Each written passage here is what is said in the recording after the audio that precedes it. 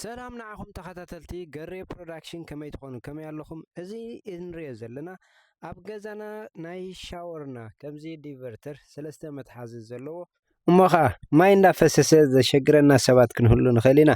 እዚ እቲ ሓደ ካብ ጠንቅታት ማይ ምፍሳስ ወይ ከዓ ኣብ ሻወርና ብዓይንና በን ከም ዝመፅእ ክንሪኦም ዘይንኽእል ግን ዘሸገሩና ማይ እንዳፈሰሰ ኣብ ሳሎንና ይኹን ወይ ከዓ ኣብ ሲሊና ማይ ዝፈሰና ክንደይ ካባና ኢና እቲ ጠንቅታት ብዙሕ ክኸውን ይኽእል እዩ ስለዚ ንሎሚ ሒዘልኩም መፅእ ዘለኹ ኣብ ናይ ሻወር ከምዚ ሰለስተ ሃንድል ዘለኩም ስፔሻሊ እዚ ኦልድ ስታይል ስለ ዝኾነ ከምዚ ዓይነት ዘለኩም እንድሕር ኣለኹም ኮንኩም እሞ ከዓ ክትሕፀቡ ወይ ከዓ ክትከፍትዎ ከለኹም እቲ ማይ ዝፈስስ እንድሕር ኮይኑ እሞ ከዓ ኣብ ታሕተዋይ ክፋል ናይ ገዛኹም ማይ ሊክ እንድሕር ኣለኩም ኮይኑ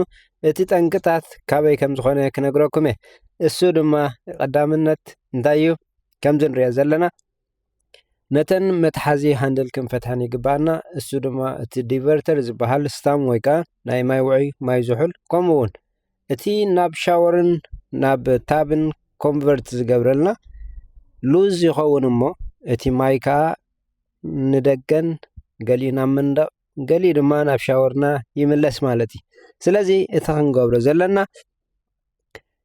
ነተን ቀዳምነት ዘለዋ ቅድሚ ምፍታሕና ብድሕሪት ናይዚ ሻወርና ዝርከብ መዕፀዊ ማይ ወይ ከዓ ናቱ ሻት ኦፍ ቫልቭ ኣለዎ እዚ ሻት ኦፍ ቫልቭ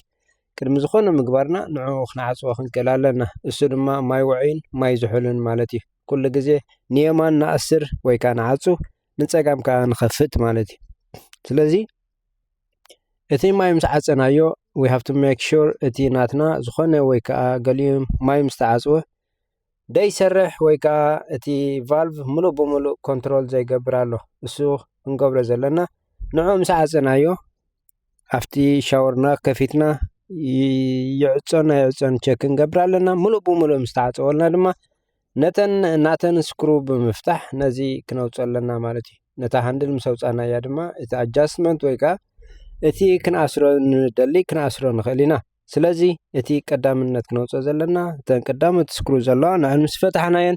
ከቢድ እዩ ንዕኡ ንኽትፈትሕ ወይ ከዓ ናይ ግዜ ምስ ነዊሕ ግዜ ስለ ዝፀንሕ እቲ ዲቨርተርን እቲ ሃንድልን ብሓንሳብ ስለ ዝእሰር ንኽነውፅኦ ግዜ ወይ ከዓ ቁሩብ ክብድ ይብል እዩ ናቱ ሶሉሽን እውን ምናልባት ምስ ወዳእና ብኸመይ ክተምልቕዎ ከም ትኽእሉ ናታ መሳርሒት ኣብ ታሕቲ ናይ ዲስክሪፕሽን ቦታ ክገድፈልኩም እየ ምክንያቱ ምስ ግዜ ኣብኡ ስታክ ስለ ዝኸውን ክነውፅኦ ከለና ቁሩብ ትርር ይብል እዩ ስለዚ መሳርሒ ኣገዳሲ እዩ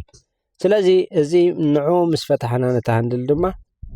እቲ ጠንቂ ዝኸውን ዘሎ ማይ ክነዝሮ ከለና እቲ ተኣሲሩ ዘሎ ነቲ ስታምፕ ዝኣስር ወይ ከዓ ነቲ ዲቨርተር ዝኣስር ምስቲ ናይ ሃንድል ይንቀሳቐስ እሞ ሉዝ ይኸውን ማለት እዩ ስለዚ ሉዝ ክኸውን ከሎ ድማ እቲ ማይና ናበይ ይፈስስ ኣሎ ንደገ ይፈስስ ኣሎ ናይዚ ጠንቂ ድማ ክፍተት ስለ ዘለዎ ኣብ መንጎቲ ናይ ማተኔላ ወይ ናይቲ መንደቕን ከምኡ ድማ ናይቲ ዲቨርተር እዚ ሃንድል ማለት እዩ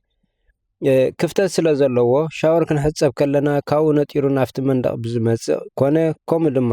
ካፍቲ ሊክ ዝገብር ዘሎ ስፕላሽ ገይሩ ከዓ ናፍቲ መንደቕ ይምለስ እሞ ብውሽጢ መንደቕ ገይሩ ድማ ናበና ይመፀና ናፍቲ ታሕተዋይ ክፋል ናይ ገዛና እንድሕር ኣብ ላዕሊ ኮይኑ ናብ ሳሎን መፅእ ኣብ ሳሎን እንድሕር ኣሎ ኮይኑ ከዓ ንቤዝመንት ናይ ገፁ ይኸይድ ማለት እዩ ስለዚ እቲ ብዙሕ ግዜ ጠንቅታት ናይ ማይ ሊክ ኣብ ሻወር ከምፅእ ዝኽእል ሓደ ካብቲ ጠንቂ እዚ እዩ ማለት እዩ ሶ ካብቲ ዋን ሃንድል ፍሉይ ዝገብሮ ድማ እቲ ዋን ሃንድል ሓንቲ ጥራያ ዘላታ እሳ ድማ ናይ ማይ ውዑይን ማይ ዝሑልን ኮንትሮል ትገብር እዚ ፍሉይ ዝገብሮ ካብኡ ድማ ሰለስተ ሃንድል ኣለዎ እዚ ሰለስተ ሃንድል ድማ ኣብ ኣተኣሳስሩ ኮነ ካብቲ ናይ ሲንግል ሃንድል ይፍለ ማለት እዩ ሶ ሉዝ ስለ ዝኸውን ኩሉ ግዜ እንታይ ክንገብሮ ኣለና ኣብ ከምዚ ዘጋጥመሉ ግዜ ምቕያር ዘይኮነ ምቕያር ዘድልዮ ኣይናዮ ንዕኡ ፈቲሕና ምስ ኣውፃናዮ ምናልባት እታ ብውሽጢ ጋስኬት ወይ ከዓ ዋሸር ስለ ዘለዎ እዚ ዋሸር እዚ እንታይ ይኸውን እዩ ምስ ግዜ ይብላዕ ይሓቅቕ ማለት እዩ ክሓቅቕ ከሎ ድማ ሙሉእ ብሙሉእ ነቲ ፎሰት ሲት ባህል ብውሽጢ ትእሰር ሓንቲ ብሎንላ እሳ እንድሕር ሓቂቓ ወይ ከዓ ዝኾነ ሸራፍ እንድሕር ኣለዋ ኮይኑ ነቲ ማይ ሊክ ክገብር ትገድፎ ማለት እዩ ሶ ዋላ ዓፂና ከለና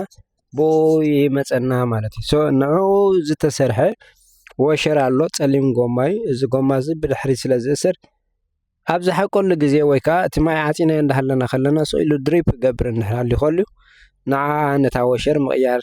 ኣገዳሲ እዩ ስለዚ ካበይ ክንረኽቦ ንኽእል ምናልባት ሳይዙ ከመይ ክንፈልጦ ንኽእል ትብሉ ክትህሉ ትኽእሉ ኢኹም ክትፈትሕዋ ትኽእሉ እንድሕር ኮንኩም እታ ማይ ዓፂኹም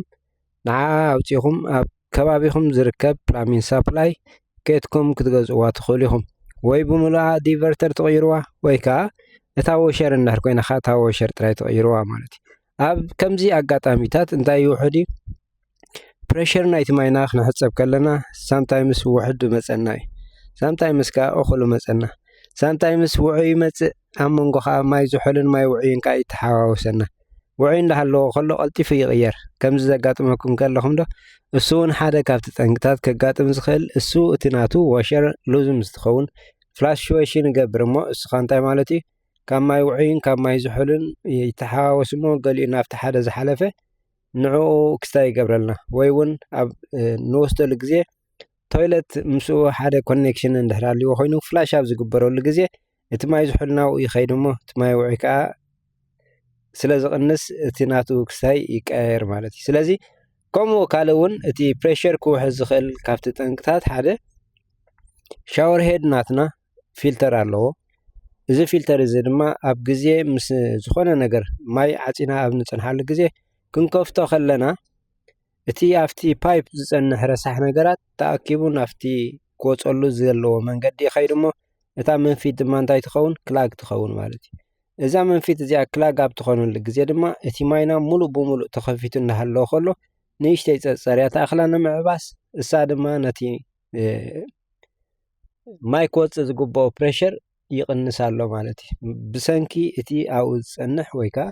ኣብቲ መንፊት ናይ መፅረይ ዝፀንሕ ነገራት ማለት እዩ እንታይ ክንገብር ግባአና እዩ ንዕኡ ፈቲሕና ነታ ሻወር ሄድ ፈቲሕና ነቲ ዘሎ ፊልተር ምፅራይ ኣገዳሲ እንድሕር ኮይኑ ከዓ ምቕያር ማለት እዩ እዚ ኣብኡ ጥራይ ዘይኮነ ዋላ ኣብ ናይ ሃንድል ፎሰት ኣብ ናይ ሻወር ኣብ ናይ ቫኒቲ ገፅና ንሕፀበሉ እሱ እውን ከምኡ ከጋጥም ይኽእል እዩ እቲ ናቱ መንፊት ወይ ከዓ እታ ልክዕ ማይ ትወፅላ ኤሬተር ትበሃል እሳ እንታይ ትኸውን እያ መንፊት ስለ ዝኾነት ኣብ ዝኾነ ግዜ እሳ እውን ትዕበስ እሞ እቲ ማይ ብሙሉእ ክወፅእ ዝግብኦ እንታይ ይኸውን እቲ ፕሬሸር ናቱ ይቕንስ ብሰንኪ እቲ ያው ዓቢስዎ ዘሎ ነገራት ስለዚ እሳ እውን ንዓ ብምፍታሕ ወይ ኣፅሪና ወይ እውን ንበይና እውን ክትቅየር ትኽእል እያ ምናልባት ናታ ክሰርሓልኩም እየ ናይ ፎሰት ናይ ሲንክ ኮነ ወይ ከዓ ኣብ ናይ ክሽነና ዘሎ ኮሚታት ከጋጥም ከሎ ሓደ እቲ ጠንቅታት ክኸውን ዝኽእል ካብኡ ካፍቲ ናይቲ ኤሬተር ክላግ ናይ ምዃን ወይ ምዕባስ እሱ ከጋጥም ዝኽእል እዩ ማለት እዩ እሱ ኣብ ዝዕበሰሉ ግዜ ከዓ ሙሉእ እንዳሃለዎ ከሎ እቲ መስመር ፕሬሸር ናይቲ ማይ ይቕንስ ኣሎ ማለት እዩ ስለዚ ክንገብሮ ዝግባአና ንዑ ፈቲሕና ክነፅርዮ ንኽእል ኢና ኣድላይ ተኾይኑ ከዓ ከምቲ ዝበልናዮ ምቕያር ማለት እዩ ምቕያር ክንብል ከለና ሕጂ ብሙሉእ ደይኮንና ነቕይሮ ነታ ኤሬተር ጥራይ ነታ ፊልተር ንዓ ብምውፃእ ጥራይ ክንቅይራ ንኽእል ኢና ብቕርሺ ብ5 ቅርሺ ክንገዛእ ዝግባአና ናይ 50 ቅርሺ ናይ 40 ቅርሺ እንዳህርሉ ዝንገብራሉ ኢና ኮይና ኣብዚ ምጥንቃቕ የድልየና ማለት እዩ ስለዚ እዚ ሻወር እዚ ድማ ልክዕ ከምቲ ትሪእዎ ዘለኹም ኦኬ እዚ ዝተሰሪ ኢልና ዘይኮነ እቲ ዲቨርተር ናቱ ምስቲ ንሕና ምስ ግዜ ንጠውዮ ንኸፍቶ ንዓፅዎን ሉዝ ዝኸውን እሞ ባዕሉ ይፍታሕ ክፍታሕ ከለኻ እቲ ማይና እንታይ ይኸውን ንደገ ይወፅእ እሞ ዘይተደልየ ዳሜጅ የምፀልና ማለት እዩ ስለዚ ደቂ ዓበይቲ እዚ ሻወር እዚ ከምዚ እንድሕር ኮይኑ ኣብ ሓደ ሃንድል ክቕየር ይኽእል ዶ ኣነ ፀሊአዮ ከምዚ ዘሎ ሰለስተስ ዋን ሃንድል ደልየ እትብሉ ሰባት እንድሕር ኣለኹም ከዓ እዚ ክቕየር ይኽእል እዩ እንታይ ዳ ኢኻ ትገብር ነቲ ዘሎ ትሪ ሆል ዘሎ ንዕኡ ካቨር ዝገብር ፕሌት ኣሎ ንዕኡ ካቨር ጌርካ ድማ በቲ ሲንግል ሃንድል ወይ ከዓ ሓንቲ ሃንድል ዘላታ ምቕያር ይከኣል እዩ ከምኡ ጌርና ድማ ያ ወይ እውን ንዕኡ ከይቀየርና ስታምፕ ጥራይ ወይ እቲ ዲቨርተር ጥራይ ምቕያር ዘድልዮ ተኮይኑ ከዓ ዲቨርተርና ጥራይ ቀይርና ናብ ኑርሙር ክንመልሶ ንኽእል ኢና እዚ ፈቲሕና ኣብ ንውድኣሉ ግዜ ነቲ ክፍተት ዘሎ ጋፕ ዘሎ ኣብ መንጎ ናይቲ መንደቕና ታይል ወይ ድማ ኣብቲ ሆል ንዑ ዝተሰርሐ ጋፕ ኣሎ ኩሉ ግዜ እዚ ጋፕ እዚ እንታይ ክኸውን ኣለዎ ወይ ብሲሊኮን ጌርና ወይ ከዓ በቲ ፕላመርስ ፓዲ ዝበሃል ጭቃ ኣሜሪካ ኢልና ንፅውዖ ክንመልኦ ይግባአና እዩ ምክንያቱ እሱ ተዘይመልዩ እንታይ ይኸውን እዩ እቲ ማይ ክንሕፀብ ከለና ብኡ በቲ መንደቕ ዝመፅእ ልሒኹ ናብኡ ስለ ዝኣቱ ካብኡ ድማ ናብቲ ታሕተዋይ ክፋል ናይቲ መንደቕ ካኣቱ ስለ ዝኽእል ማለት እዩ። ስለዚ ብተኻለና መጠን ዝኾነ ክፍተት ዘለዎ ቅድሚ እቲ ካበር ምግባርና ክንዓብሶ ይግባአና እዩ። ንዑ ነቲ ካበር ምስ ገበርና እውን ሲሊኮን ተተኻኢሉ ምስቲ ናትና መንደቕ ዝመሳሰል ጻዕዳ እንድሕር ኮይኑ ጻዕዳ እንድሕር ክፍለጠልና ደሊና ኢኻ ክሊር ሲሊኮን ብምግባር ነቲ ክፍተት ዘሎ ክንዓብሶ እሞ ካፍቲ ማይ ላሕኩ ወይ ከዓ ሊክ ዝገብር ንኸይኣቱ ይሕግዘና እዩ ማለት እዩ። ስለዚ ኣብ ናይ ፕላሚን ንእሽተይ ጌጋ ወይ ከዓ ንእሽተይ ፀገም ብዙሕ ሳዕቤናት ወይ ከዓ ብዙሕ ዳሜጅ ክተምፀልና ትኽእል እያ። ማይ ዝነጥብ እንድሕር ኮይኑ ምስ ግዜ ተባሂሉ ነቲ ናትና ቆፃሪት ስቑኢሉ ራን ዝገብር ምክንያቱ እቲ ንፋስ ይወፅእ ስለ ዘሎ እቲ ቆፃሪና ከዓ ምስቲ ንፋስ ዝወፆ መጠን እቲ ቆፃሪና ከዓ ይቆፅር እሞ ብዙሕ ከይተጠቐምናሉ ማይና ቆፃሪና ግን ስቑኢሉ ራን ንገብር እሞ ኣብ ምኽፋል ክመፅእ ከሎ ዘይተፀበናዮ ሃይቢል መፀና ማለት እዩ። ምክንያቱ እታ ድሪፕ ትገብር ቀላል ትመስለና ብዙሕ ነገር ማይ ይፈስስ ስለ ዘሎ እታ ትፈስስ ዘይኮነሲ እቲ ተኸፊቱ ንፋስ ዝወፅእ ዘሎ ነቲ ቆፃሪና ንኽኸይድ ወይ ከዓ ሞር ንኽሰርሕ ስለ ዝዕድም በዚ ኣጋጣሚ ድማ ኣቢል ምኽፋልና ኸ ሃይመፀና ማለት እዩ። ስለዚ ዝነጥብ ማይ ኣለዎ ኢልና ክነቆዮ የብልናን። ዝነጥብ እንድሕር ሃልዩ ብዝተኻለ መጠን ኣብ ምቕያር ወይ ከዓ ምዕራዩ እቲ ዝሓሸ ኣማራፂ ይኸውን። ተዘይኮይኑ ግን